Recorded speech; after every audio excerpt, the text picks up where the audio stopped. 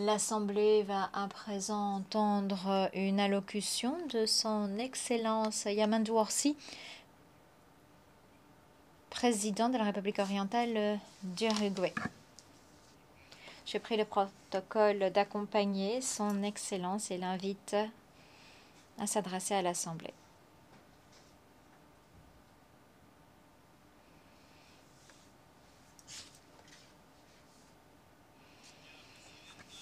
Madame la Présidente de l'Assemblée générale, Monsieur le Secrétaire général, Mesdames et Messieurs, chefs d'État et de gouvernement, Mesdames et Messieurs, représentants et représentantes d'organismes internationaux, délégations officielles, Mesdames et Messieurs, je viens d'une république située à l'orient du fleuve Uruguay, que les cartes, l'histoire et la culture situent dans un petit coin au sud de l'extrême sud du monde, un pays prairie avec un balcon sur la mer où la tranquillité et l'hospitalité de la population est l'une de ses principales marques d'identité. Je viens d'un pays où il arrive régulièrement qu'un président se rende dans les pays voisins accompagné de ses prédécesseurs qui appartiennent à d'autres partis politiques. Un pays où l'alternance des partis au gouvernement ne provoque pas de crise institutionnelle. Plus encore, cette alternance devient éminemment normale. Je viens d'un pays dont le président peut se promener sans protection au sein de la population, peut profiter d'un match depuis la tribune d'un stade de foot comme un supporter parmi d'autres. Je viens d'un pays où les partis politiques, pratiquement tous les partis politiques qui sont vieux de plus d'un demi-siècle, sont toujours prêts à trouver des solutions nationales face aux urgences nationales, des solutions comme nous les appelons à l'uruguayenne. Avec ces mots, je voudrais vous montrer que l'Uruguay, dans son quotidien, a une véritable vocation de paix et de respect. Je vis dans un pays qui, bien entendu, n'est pas aux portes du paradis, qui fait face à de nouveaux défis en termes de pauvreté infantile, de sécurité publique, d'inégalité sociale. Et à nouveau, sur toutes ces questions, il y a dans les grandes lignes un consensus national. La robustesse institutionnelle et politique historique a permis à l'Uruguay de se faire remarquer dans la région en raison de son haut niveau de développement humain, en raison de ses politiques de distribution des revenus. C'est un pays stable où les contrats sont honorés, où les engagements internationaux sont tenus, où la stabilité macroéconomique est une politique d'État. Mais cette liste d'éléments positifs dépasse nos frontières parce que l'Uruguay dans le monde entier est reconnu pour sa vocation à la paix, ses efforts inlassables pour régler de façon pacifique les conflits, est connu pour son respect absolu du droit international, principale garantie de la souveraineté des peuples, connu pour être une terre de fraternité et d'accueil des migrants venant de toutes les latitudes. Un petit pays qui cultive la tolérance, le dialogue, la concorde comme étant la clé historique de la coexistence. Un petit pays sur un continent exempt de conflits et de guerres entre les États. Et nous venons à nous adresser à l'Assemblée pour nous joindre aux efforts visant à contribuer à la stabilité et la paix dans un monde de plus en plus troublé et menaçant. Les tensions géopolitiques qui vont croissant, la multiplication de conflits, en plus de la suppression du financement des efforts en faveur d'un ordre mondial pacifique fondé sur les règles, représentent un énorme défi à l'échelle planétaire. À titre d'exemple, il suffit de mentionner quelques chiffres. Selon l'indice mondial de la paix en 2025, en 2023, il y a eu 59 conflits entre les États, un record depuis la fin de la Deuxième Guerre mondiale. En 2024, les dépenses militaires mondiales ont affiché une augmentation de près de 10% en termes réels par rapport à 2023, ce qui représente la plus forte hausse annuelle depuis la fin de la guerre froide. Nous parlons ici de dépenses militaires de 2,7 milliards de dollars. Ce n'est pas uniquement davantage de conflits entre les nations, ce ne sont pas uniquement des dépenses militaires qui augmentent de plus en plus rapidement, non, non, il s'agit également de nouvelles formes de cruauté que revêtent les guerres. Nous le savons très bien, depuis la naissance même des civilisations, l'absence de violence ou l'absence de guerre est sans doute une chimère.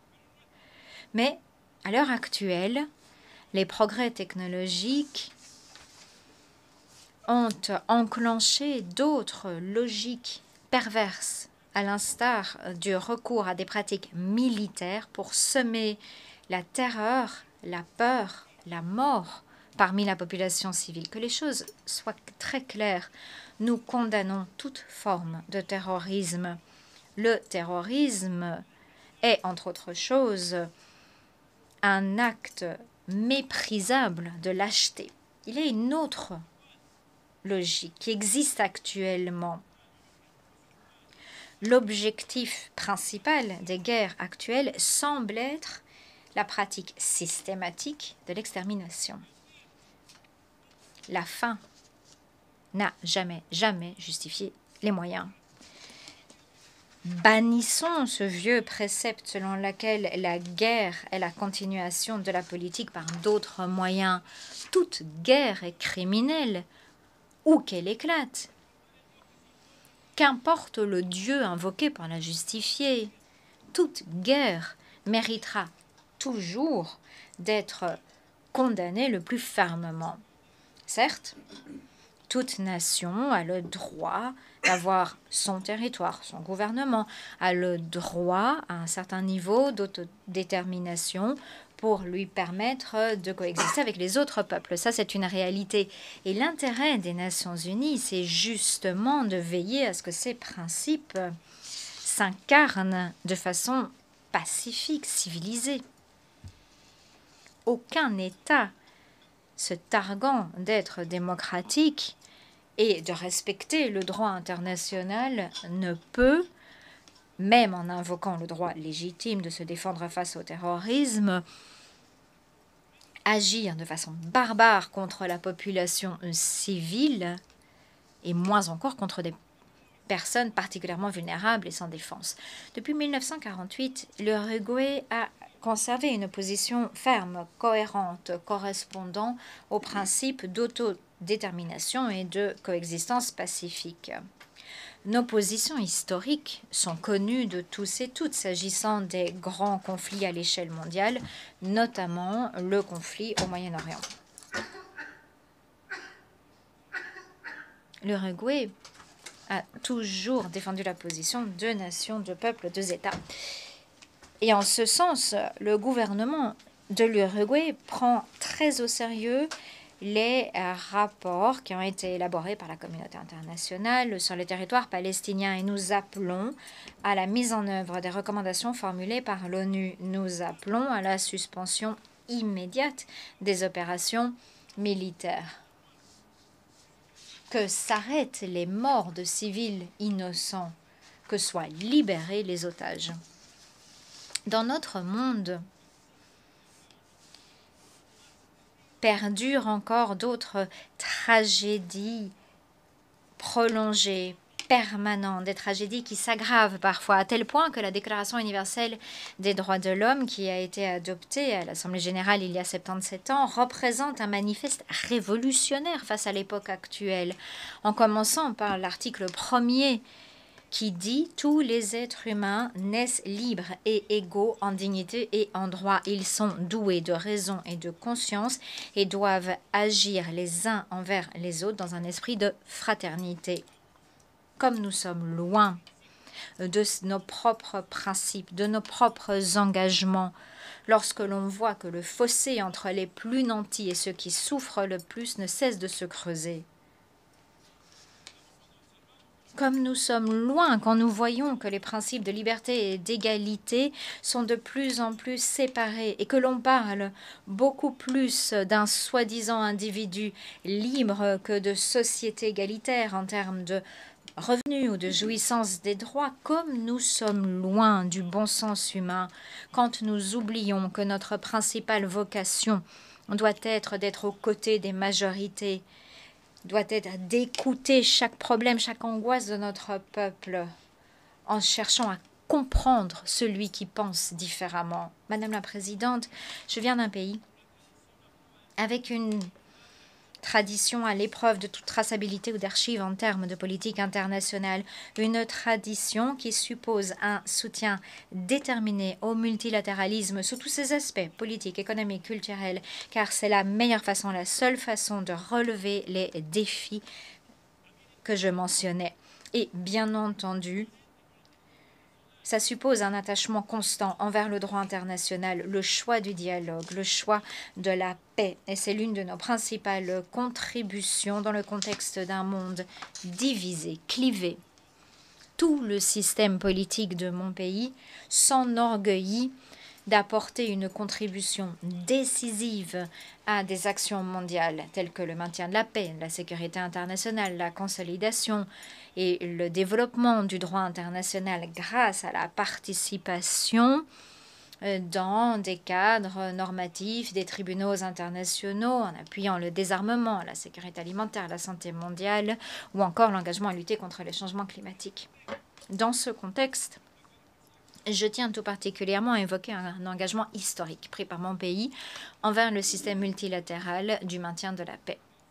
Au cours des 35 dernières années, et ce de façon ininterrompue, l'Uruguay a déployé des bataillons dans diverses opérations de paix des Nations Unies. Nous avons assumé cette tâche à tel point que nous sommes devenus le premier pays d'Amérique latine et le deuxième pays per capita au niveau mondial à contribuer à ce type de mission. En outre, nous l'avons fait avec une particularité, parce que nos contingents se sont spécialisés dans la fonction la plus emblématique de ces opérations de paix, à savoir la protection des civils en situation de conflits armés. Les nations présentes dans cette assemblée le savent bien. Mon petit pays est loin de se démarquer par sa puissance militaire ou sa domination économique.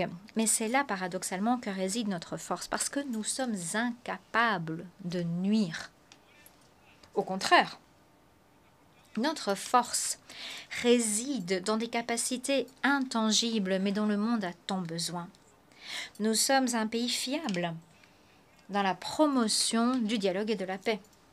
Tout d'abord, parce que ces principes nous définissent en tant que république. Ces principes s'expriment dans le respect de la séparation des pouvoirs, de l'état de droit, la force du système démocratique, le respect et la promotion des droits humains et de l'équité sociale, entre autres. Et deuxièmement, parce que telle a été notre conduite au fil de l'histoire dans les enceintes internationales. Déjà en 1907, par exemple, mon pays avait adopté une position très ferme lors de la conférence de La Haye sur l'arbitrage en tant que mécanisme essentiel et obligatoire pour régler les conflits entre les États. Quelques années plus tard, en 1921, l'Uruguay a été le premier État du monde à reconnaître la compétence de la Cour permanente de la justice internationale qui a précédé la Cour internationale de justice. Sur la base de ces antécédents historiques et de bien d'autres, je me permets d'affirmer que l'Uruguay est en situation idéale pour se proposer au monde comme amphitryon de négociations, comme promoteur de réseaux, de dialogue, de médiation, pour bâtir la paix et prévenir les conflits. Croyez-moi, nous sommes prêts à relever ce défi de plus en plus urgent, relever ce défi de plus en plus nécessaire, entre autres parce que nous avons appris, comme l'a dit le président de mon pays, José Mujica, nous avons appris que la tolérance est le fondement d'une coexistence en paix. Merci.